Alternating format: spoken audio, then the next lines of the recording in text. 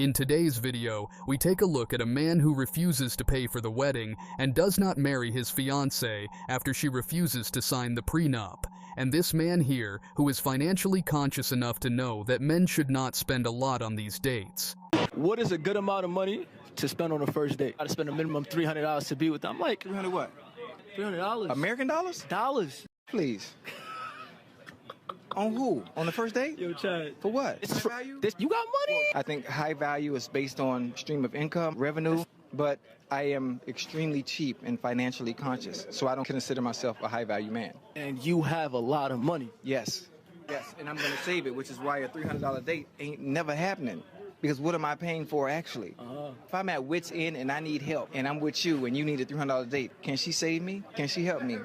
Is she an asset or is she a liability? Because anybody need a $300 date off rip is nothing but a liability. I mean, it is. Let's call a spade a spade. I'm with He knows what he is talking about, because most modern women are not even worth a $30 date, let alone a $301. And as he said, what is a guy getting out of that date, which would benefit him in the long run? As we know, most women are not worth the effort, because they only provide you a headache, as seen in this clip here. My gold digger girlfriend planned for a $400,000 wedding and said that it was my duty as a man to pay. She went into a full-on mental breakdown when I asked for a prenup. We met during college and have been inseparable ever since. I currently run my own catering business while she works as a financial advisor. During our relationship post-colleges, I've been earning quite a bit more than her, and for the most part I'm completely fine with it. I paid for all our household expenses and didn't expect her to contribute anything. She wants to go back to college to get her master's, so I've always told her to save up for college and I would take care of the rest. She's genuinely the love of my life. From the moment I've been dating, I felt like she was going to be the best I was ever going to have, so regrettably I started treating her as such. I bought her lavish gifts, took her on fancy dinners, and the more my business flourished, the more I would spoil her. A month ago, during our trip to New York, I proposed to her. Up to that point, that was the best day of my life, but the devil had other plans for me, I guess. As soon as we came back from our vacation, the poop storm started.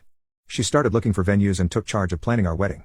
I was genuinely happy and couldn't wait, but when I saw the price of our dream wedding, I started to question everything. With the venue and everything else, it totaled $400K.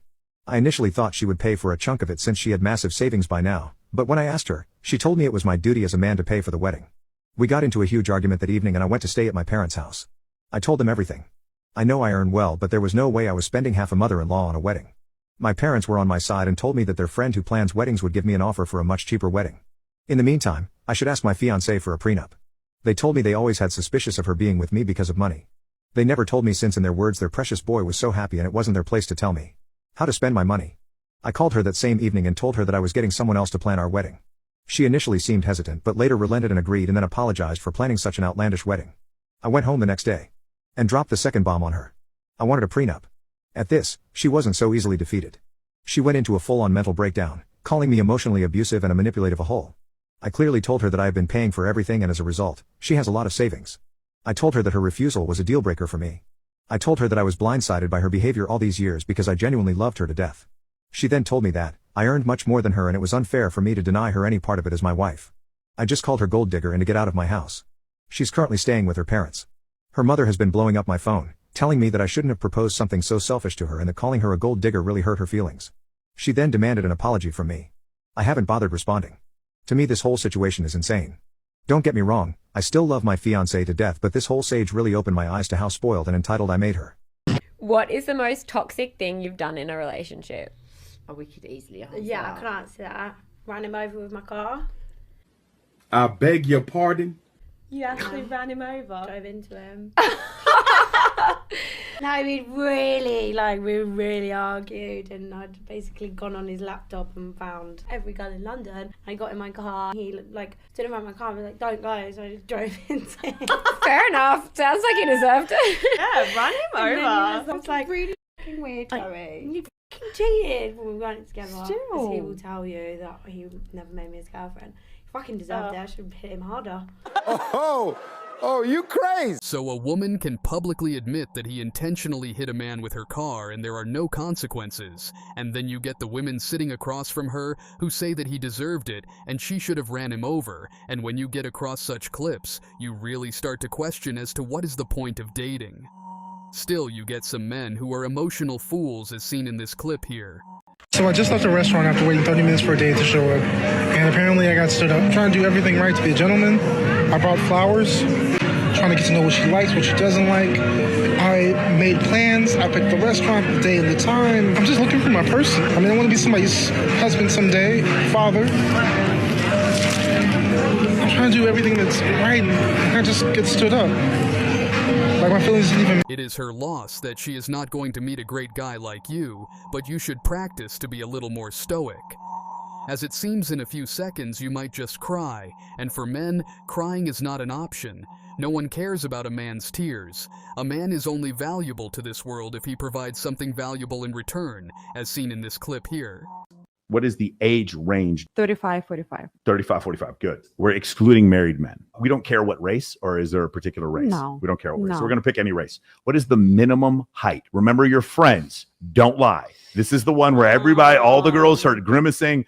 Be real. What is the minimum height for the guy? Minimum 5'10". It's minimum 5'10". There we go. Okay. Now here's another one. I have to tell you this because it's going to seem obvious, but it's not. We're excluding obese men, correct? Or would we allow heavy, fat men?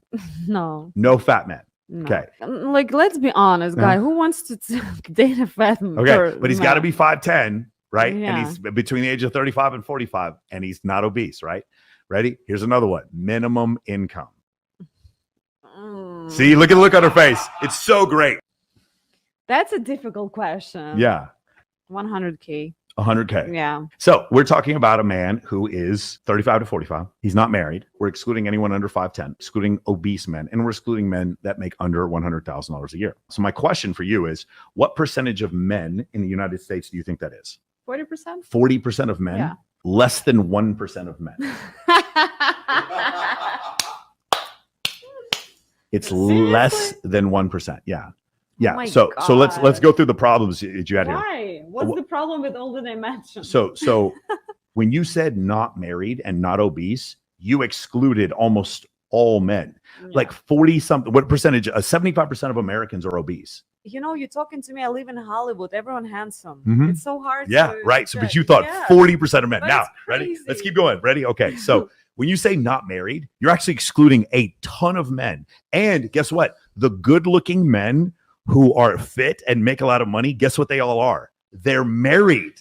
And you excluded them. You see the problem there? I don't know, but I thought I was too nice to say 5'10". Yeah. To be honest, I'm like better 6'0", but Yeah. 5'10". Is she hearing herself cause from what I heard?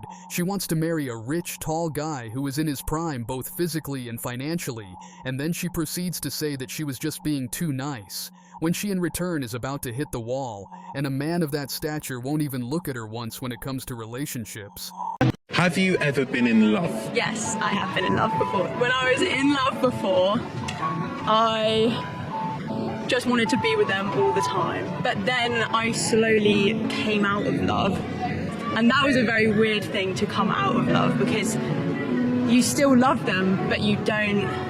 There's like something that's missing all of a sudden. It feels very guilty. Like there's something that you could so easily have that would be amazing, but for some reason some part of your brain doesn't want that and you can't really pinpoint it. Like there's something that, like so in reach that you could have that would be perfect, but for some reason something's just off. Like some part of your brain doesn't want it and you wish that you could want it, but you don't as much as you used to. Hey, bro, come on now, dog. Nice to meet you. Nice to meet you. What's your name? I should probably start off by saying that, like, I am You been giving me the heebie-jeebies.